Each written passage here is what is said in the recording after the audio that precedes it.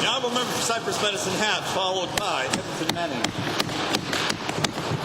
Thank you, Mr. Speaker. My constituency of Cypress-Medicine Hat will be completely affected by the South Saskatchewan Regional Plan.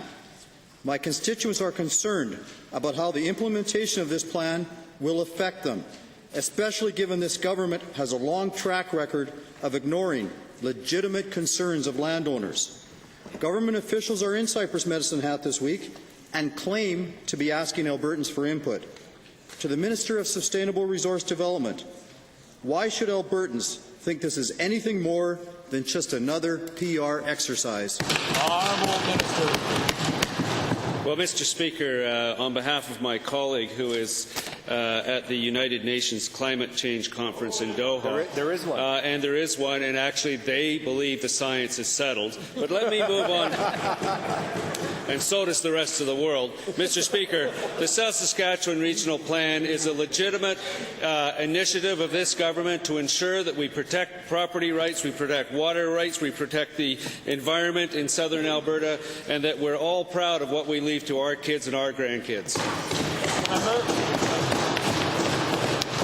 Mr. Speaker, given that the Lower Athabasca Regional Plan proposed a number of conservation areas, and given that this resulted in the cancellation of 19 oil sand leases, can the minister assure my constituents that no property rights, leases, or private lands will be affected or expropriated for the creation of conservation areas in the South Saskatchewan Regional Plan?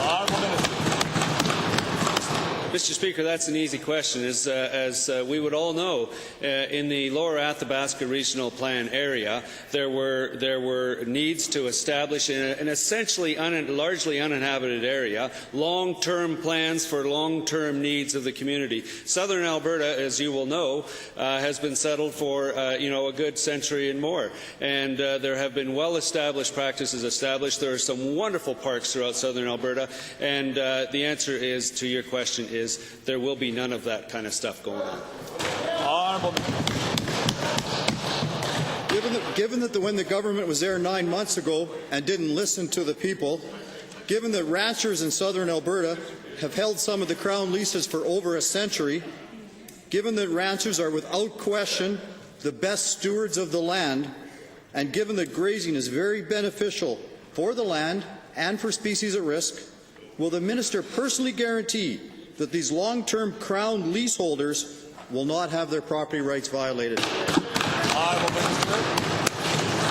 You know, Mr. Speaker, I'm the perfect person to answer that question. I'm the grandson of ranchers, I'm the son of ranchers, and I can tell you I actually understand this issue. And, people have been out there raising concerns, unfairly disturbing people from their livelihoods, telling them all kinds of things. None of that stuff is going to go on, Mr. Speaker.